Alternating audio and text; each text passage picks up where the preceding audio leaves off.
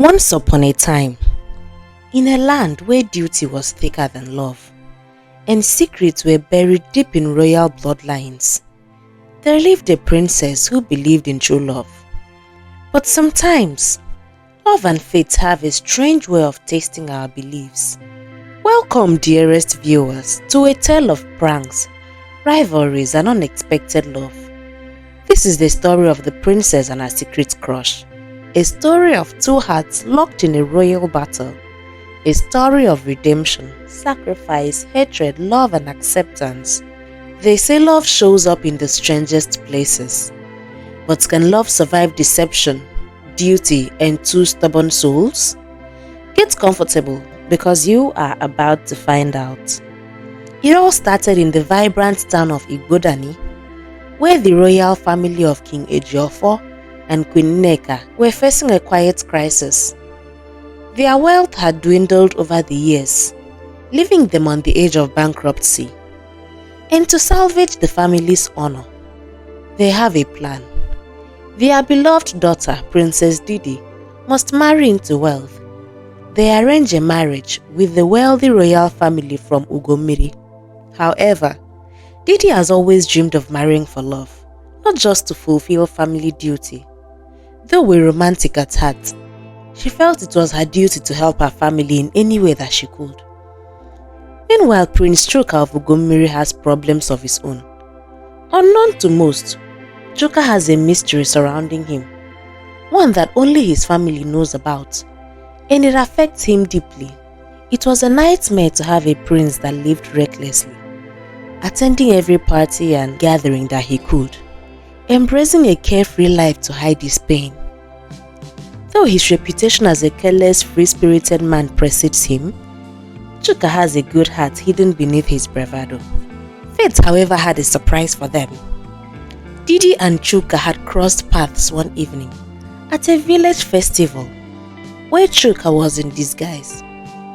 They hit it off instantly, Chuka drawn to Didi's sharp wits and charm, and Didi intrigued by the light-hearted stranger who seemed to see life in a completely different way.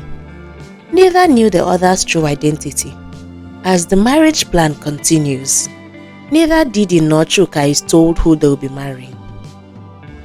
On the wedding day, when they met at the altar, they were both in for a rude shock. Didi's free-spirited stranger is none other than the notorious Prince Chuka. Feeling betrayed and furious, Didi confronted Chuka privately, and they argued about each other's motives. Didi was appalled to learn that Chuka's family arranged the marriage to support him through his illness, while Chuka felt Didi only married him to save her family's name. Reluctantly, they agreed to go through with the marriage for their family's sake. However, in private, they become rivals, plotting small acts of revenge to make each other's life difficult.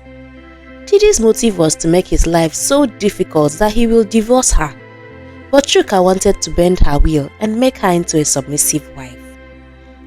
The torment started when Didi, a brilliant cook, decides to save Chuka an extra spicy meal one night, adding inordinate amounts of chili pepper to his soup.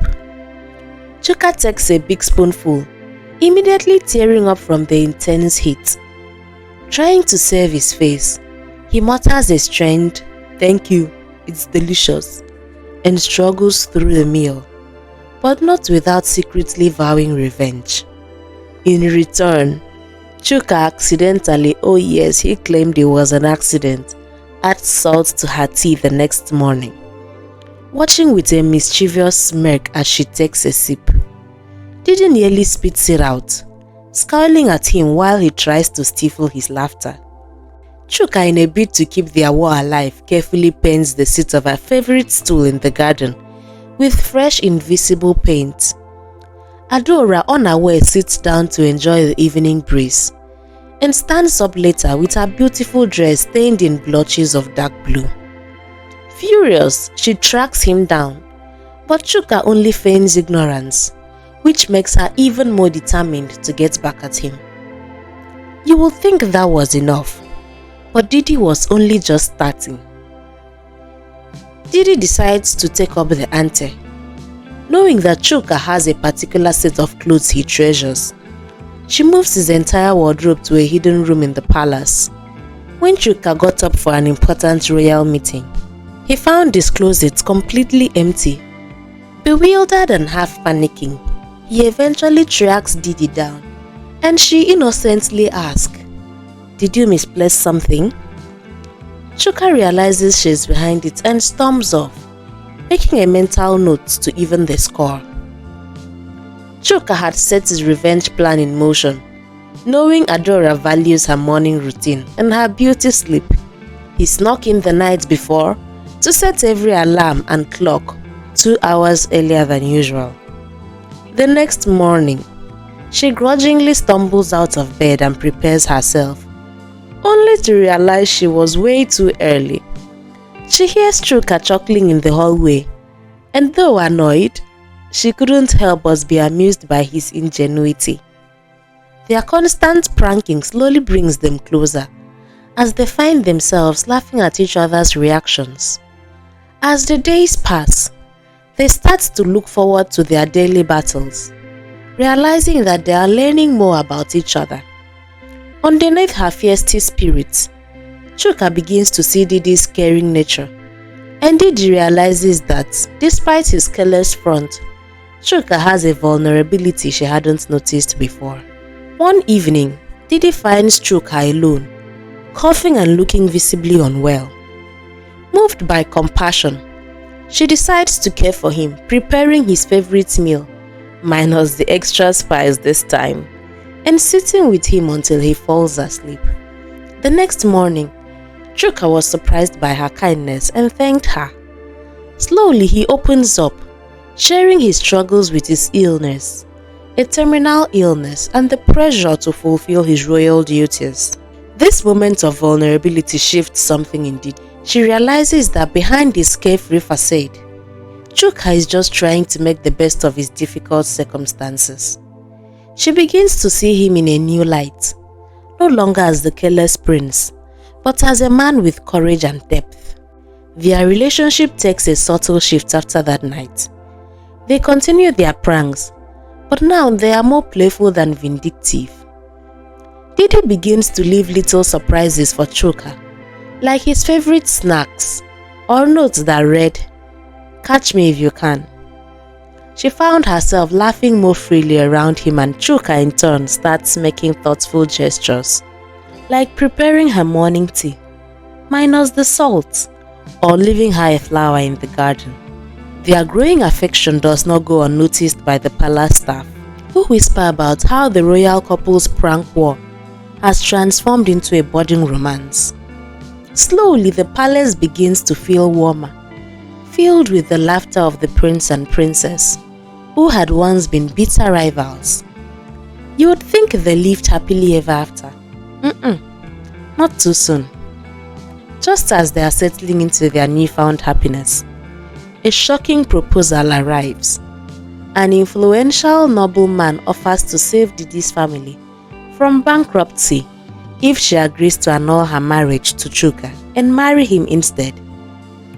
Didi is tempted by the offer, fearing that Chuka may not feel as deeply for her as she does for him. Chuka learns of the proposal and tells her she should take it if it's truly what she wants. Conflicted, Didi spends days contemplating her choice.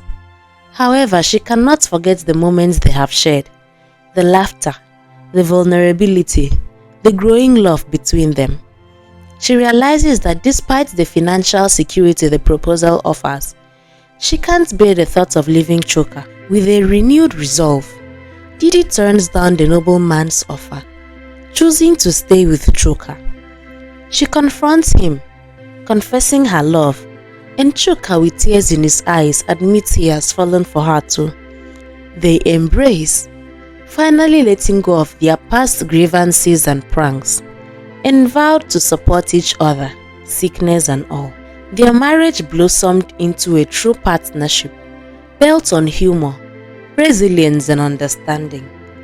Together, they restored their royal family's reputation, not through wealth, but through the strength of their love and unity, inspiring the people of Igodani and creating a legend of the unlikely couple who found love through laughter and pranks. And yes, they had a baby girl and named her Peace. And that is the end of my story. Please subscribe to my channel if you haven't.